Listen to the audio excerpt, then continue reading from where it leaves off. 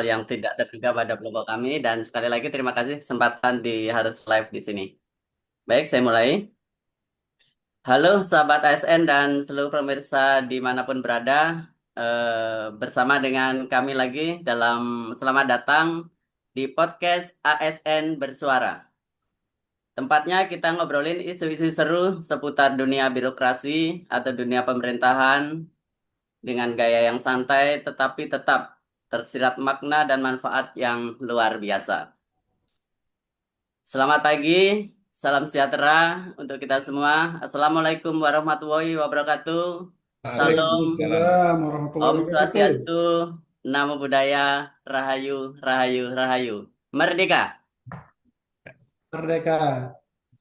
Hari ini tema kita keren banget, sobat podcast, pemirsa podcast dimanapun berada, yaitu sesuatu yang penuh mutiara, mengambil tema esensi anggaran dalam kepemimpinan Pancasila, integritas, dan bela negara. Pada kesempatan ini kami akan merumuskan dalam judul atau judul yang kami ambil dalam podcast ini yaitu ASN Bijak, Anggaran Tepat. Ya, semoga para ASN setelah ini nanti semua menjadi ASN yang bijak dan seluruh anggaran yang direncanakan tepat. Seperti itu. Baik, pada kesempatan ini kedengarannya mungkin berat tema ini. Namun tenang Sobat ASN dimanapun berada semua, hari ini kita bakal kupas tuntas dengan cara yang seru. Karena di studio sudah hadir 4 orang hebat yang siap berbagi ilmu menemani kita. Pertama, ada narasumber kunci kita atau keynote speaker kita hari ini yaitu Bapak Endi Suhendi. Selamat pagi Bapak, Selamat selamat pagi. datang di podcast ini. Ya, Ya, terima kasih. Bagaimana kabar Bapak? Alhamdulillah baik. Terima kasih. Baik, dan tentunya ada trio pakar kita yang luar biasa pada saat ini di ruang podcast ini menghadirkan eh, pakar-pakar ASN kita. Ya, pertama ada Bapak Ahmad Ahmad Ismail Fahmi selaku ASN pakar. Walaupun beliau sangat pakar di bidang ASN, pada kesempatan ini beliau kami hadirkan di ruang podcast ini khusus pakar kepemimpinan Pancasila. Nanti beliau akan bagaimana mengupas tentang kepemimpinan Pancasila terkait dengan tema kita. Kedua ada Bapak Abdul Harim Rahanta. Beliau, Siap.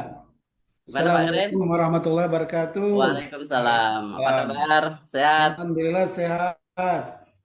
Baik, Pak Abdul, beliau akan nanti dalam ruang podcast ini beliau akan kita mintai tentang ilmu-ilmu tentang nilai-nilai integritas selaku ASN.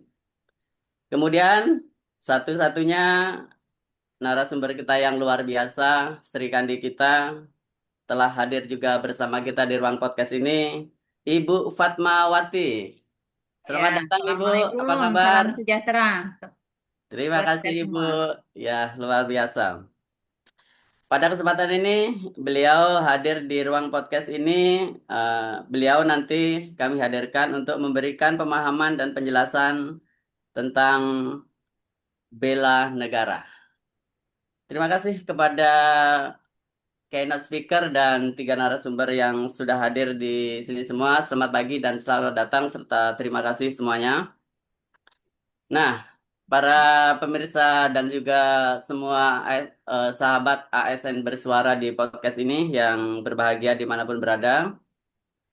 Sebelum kita berdiskusi atau mungkin ada berdebat atau mungkin nanti adu argumen, saya selaku memoderator mau meminta pandangan singkat dulu nih kepada keynote speaker kita yaitu Bapak Endi Suhendi. Mungkin waktunya nanti sekitar 2 menit, maksimal 2 menit saja Bapak ya. Seperti itu Ya. singkat saja untuk buka ini. Yaitu bahwa ketika kita berbicara tentang efisiensi anggaran, Pak Endi, seringkali di lapangan diartikan sebagai sebuah dalam tanda kutip kata pelit ya atau sekedar pemotongan dana. sebenarnya efisiensi anggaran dalam konteks ASN kekinian itu seperti apa, Bapak? Minta tolong penjelasannya singkat, Bapak. Baik, Assalamualaikum warahmatullahi wabarakatuh. Waalaikumsalam. Lanjut, Bapak. Selamat pagi, salam moderasi, salam Pancasila. Salam Pancasila. Oke. Iya, terima kasih Bung Mustaqim. Nih luar biasa moderator kita sudah mengantarkan diskusi kita pagi ini yang hingar-bingar setelah tadi malam pagi subuh kita menyaksikan tumbangnya Argentina dan As- Mantap. ya eh, sebagai sebuah perlawanan terhadap apa namanya Yang penting Spanyol perlawanan. menang, Bapak. Iya, sehat semua Bapak Ibu sekalian. Iya, saya kira menarik tema yang diangkat bahwa KSN bijak, anggaran tepat, efisiensi anggaran dalam kepemimpinan Pancasila, integritas dan bernegara. Baik, Bapak Ibu sekalian, tema ini saya kira sangat relevan ya di tengah kebijakan negara hari ini, di mana eh, kebijakan negara dengan berbagai situasi, dinamika dan kondisi, saya kira memang mengharuskan eh, kemudian beberapa kebijakan dikeluarkan terkait dengan penghematan anggaran. Saya kira dalam konteks kita bernegara dengan falsafah Pancasila, kita juga negara yang religius, di mana agama menjadi sumber pokok lain, maka sudah tentu efisiensi ini merupakan sebuah hal yang sesungguhnya sangat lumrah, sangat biasa ya. Eh, oleh karena itu saya kira dilakukan efisiensi ataupun tidak dalam kebijakan negara sesungguhnya kita itu memang harus berefisiensi ya dalam berbagai hal. Tidak melakukan pemborosan-pemborosan, melakukan penggunaan anggaran negara yang tidak penting sehingga Efisiensi. eh, kita tentu saja bukan saja mendukung terhadap kebijakan negara, tetapi bagaimana mengimplementasikan kebijakan ini dengan sebaik-baiknya. Dari situ juga kemudian kita dituntut untuk kreatif ya, untuk inovatif dalam upaya juga tetap agenda kita berjalan, layanan kita di kantor terhadap masyarakat, umat tetap berjalan tanpa bergantung 100% pada anggaran. Bahwa anggaran itu menjadi salah satu daya dukung utama, ya, tetapi bahwa satu-satunya saya kira itu juga yang harus kita hindarkan ya, bahwa paradigma semua ASN hanya mampu menghabiskan anggaran, saya kira itu harus kita harus kita jawab dengan efisiensi ini sehingga ke depan ketika pun kebijakan negara terhadap efisiensi eh, refocusing, kemudian juga penghematan-penghematan, saya kira bisa tetap kita jalankan tugas kita sebagai ASN, sebagai pelayan, sebagai khodim ataupun khodimah eh, umat di di kelembagaan kita di Kementerian Agama. Saya kira itu mungkin pengantar Bung Mus. Saya kembalikan. Baik, terima kasih. Luar biasa. Tepuk tangan dulu untuk keynote speaker kita pada kesempatan ini. Baik Bapak, kalau boleh saya rangkum sebagai sebuah satu kesimpulannya bahwa terkait dengan eh, tema ini tadi, itunya adalah efisiensi dan efektivitas dengan semua kreativitas yang kita munculkan ya, tanpa Betul, ada betul. pemotongan pun tanpa ada penghematan pun efisiensi itu harus dilakukan dan juga penuh kreativitas untuk tercapainya semua perencanaan atau tujuan. Oke, baik. Terima kasih Pak Endi selaku keynote speaker pada podcast kita ini. Berikutnya saya akan bergeser terkait dengan kepemimpinan Pancasila dan anggaran. Oleh karena itu, saya akan menyapa Pak Ahmad Iswail Fahmi. Bapak, oke Bapak, siap? Oke, Oke, oke terima Bapak. kasih Pak Kalau moderator, terima dikaitkan kasih. dengan tema yang kita bicarakan pada ruang podcast ini, yaitu kepemimpinan Pancasila. Pemimpin atau ASN yang Pancasilais itu, kalau ngurusin soal anggaran ini Bapak, ya. pemimpin yang Pancasilais kalau ngurusin seolah anggaran itu gayanya seperti apa, Bapak? Yang bisa diamati. Apakah harus rapatnya ya misal di bawah pohon beringin situ sehingga harus serius dan angker gitu, Pak? Oke, Bapak, silakan, Bapak. Singkat.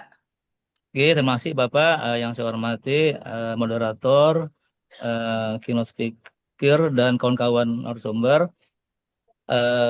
Selamat siang dan semangat semua untuk kita semua, semangat pagi dan juga salam Pancasila.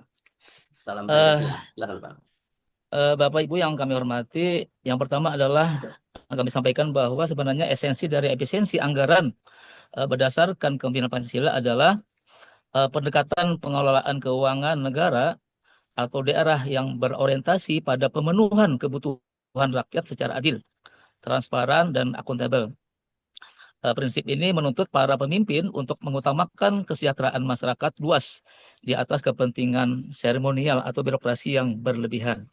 Nah, tadi kan ada istilah ya, kami juga punya istilah itu ya, biasanya katanya kita rapat di DPR.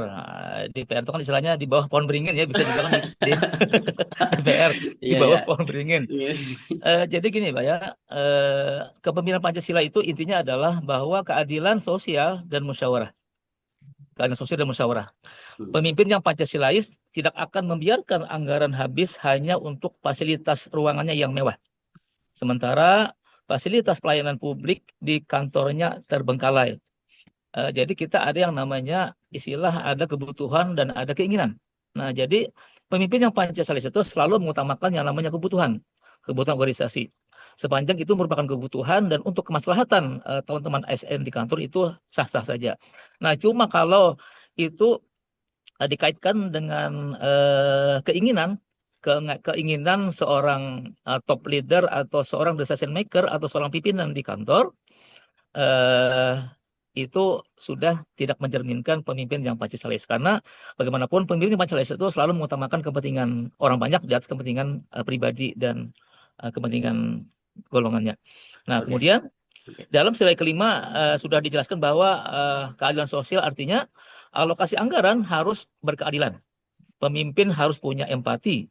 Sementara mengetuk anggaran, dia harus mikir dulu kan, ini program bermanfaat enggak usah atau seperti apa kan, atau cuma buat serapan anggaran saja. Jadi artinya seperti ini ya. Jadi memang kita boleh punya target bahwa kita harus terpenuhinya capaian anggaran progres setiap 3 bulan itu memang benar, tapi tetap harus berorientasi kepada kinerja.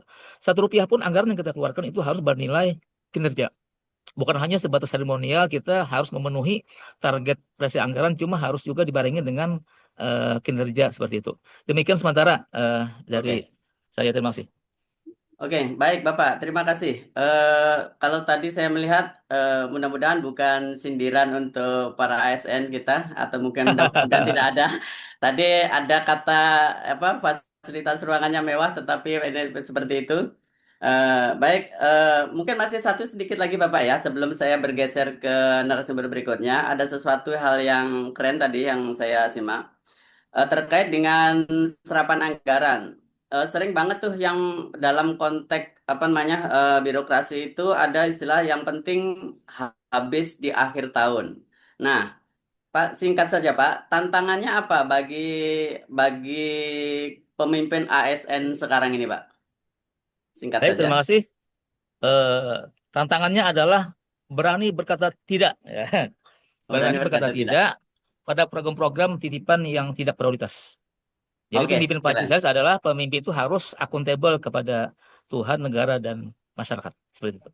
Baik, baik, baik, baik. Terima kasih semua. Terima kasih. Keren sekali, Bapak. Oke, terima Baik, kasih. sahabat ASN bersuara di ruang podcast ini. Berikutnya saya akan bergeser ke terkait dengan apa namanya terkait dengan anggaran dari sisi integritas sebagai perisai kebocoran sebuah anggaran. Nah, ngomongin soal berani berkata tidak, saya kepada Pak Abdul Harim ini ya, Oke. terkait berani berkata tidak seperti yang disampaikan oleh apa namanya Pak narasumber berikutnya yang sebelumnya tadi. Terkait dengan Pak Abdul Karim Rahanta, selaku kami hadirkan di sini selaku pakar integritas kita, Bapak, kalau kita bicara jujur-jujuran nih, Ya, kita kan harus dari dalam hati itu, Pak ya. Ya, Celah anggaran di birokrasi itu kan banyak banget. Mulai dari markup, kemudian perjalanan dinas yang fiktif, kemudian proyek-proyek fisik yang apa namanya, yang ranahnya abu-abu, beli A, dilaporin B, kemudian lain sebagainya seperti itu. Yang ada di apa namanya, yang di berita-berita itu. Bagaimana nilai integritas ASS, nilai integritas ASN bisa menyumbat kebocoran-kebocoran anggaran dalam hal ini? Monggo Bapak, silakan. Ya, terima kasih Bapak Moderator. Ya, ingin saya sampaikan terkait dengan nilai integritas, maka dengan demikian segala sesuatu itu kita harus memulai dari mata air, seperti itu. Nah, olehnya Mata itu, air ya, mata di air. dalam sistem birokrasi kita, itu yang pertama itu adalah seorang pemimpin ASN itu yang harus memiliki integritas untuk menjadi teladan dalam penggunaan anggaran secara bertanggung jawab. Mengambil keputusan pun itu harus berdasarkan kepentingan publik, bukan kepentingan pribadi atau kelompok, serta mendorong dan budaya kerja yang hemat, inovatif, dan berorientasi pada hasil, dan menolak segala bentuk penyimpangan seperti korupsi, kolusi, nepotisme, dan markup anggaran. Dengan demikian, integritas itu berperan sebagai landasan moral dan etika dalam setiap tahapan pengelolaan anggaran. Nilai ini mendorong setiap individu untuk bertindak jujur, bertanggung jawab, konsisten, dan mematuhi aturan sehingga penggunaan anggaran dilakukan sesuai dengan tujuan yang telah ditetapkan. Tujuannya untuk apa? Ya, tujuannya adalah untuk menumbuhkan kejujuran sehingga setiap pengeluaran dan pelaporan anggaran yang disampaikan apa adanya tanpa manipulasi. Ya, mencegah konflik kepentingan dengan mengutamakan kepentingan organisasi dan masyarakat di atas kepentingan pribadi maupun kepentingan kelompok. Dengan demikian, integritas itu bukan hanya menjadi nilai pribadi, tetapi juga menjadi mekanisme pencegahan terhadap penyalahgunaan anggaran. Nah, ketika integritas diterapkan secara konsisten dan didukung oleh sistem pengawasan yang baik, maka dengan demikian resiko kebocoran maupun penyalahgunaan anggaran itu dapat ditekan secara signifikan, yang pada akhirnya dapat meningkatkan kepercayaan publik terhadap Oke, kementerian dan lembaga. oke. Seperti itu Pak Moderator. Baik.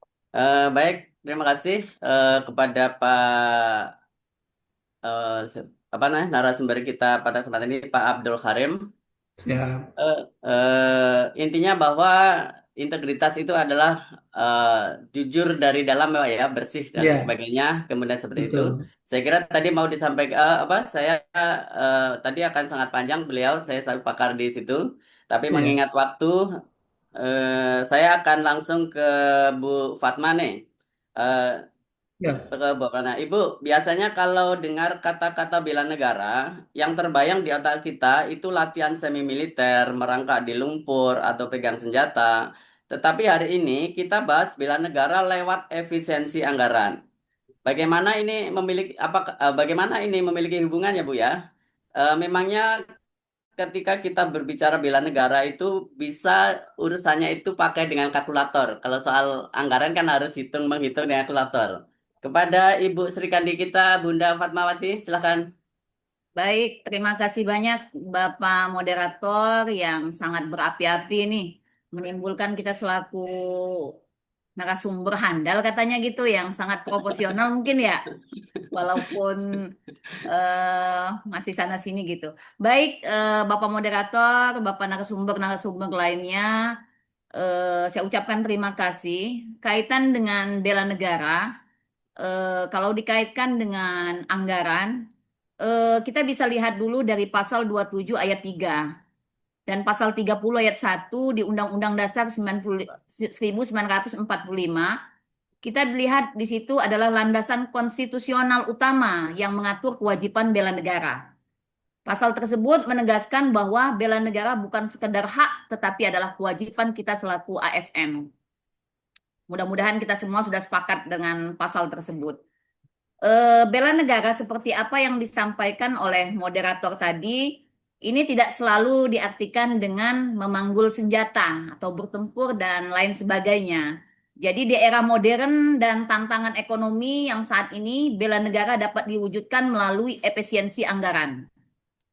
Mengelola keuangan negara secara cermat seperti apa yang sampaikan moderator tadi terkait kalkulator 1 tambah 1 2, 3 tambah 3 6, dan bukan 7 atau 8 gitu.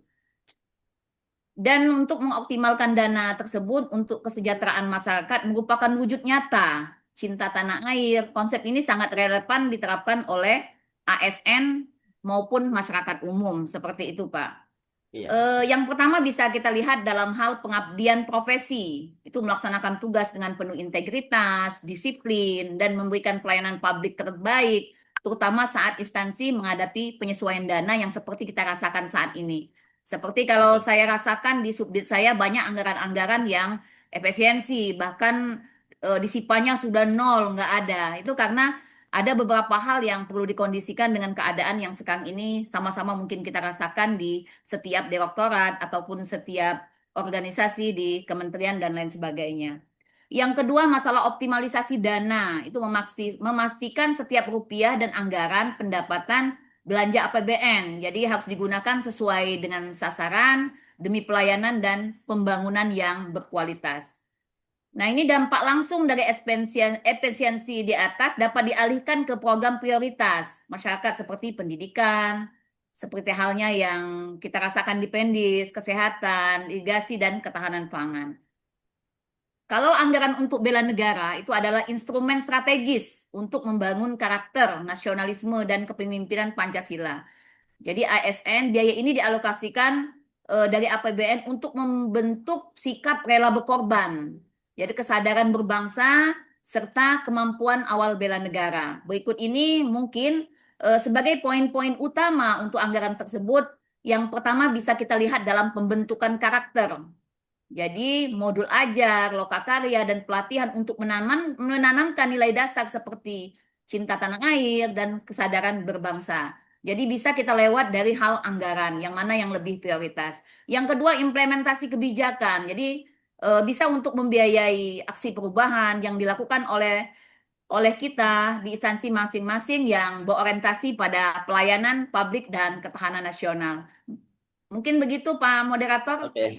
Terima kasih Bunda selaku narasumber kita Sri Kandi kita pada ruang podcast ini. Bapak-bapak narasumber dan narasumber kita yang hadir, sebenarnya saya ingin mengajak berdebat para narasumber dan juga pemirsa podcast yang bersama kita.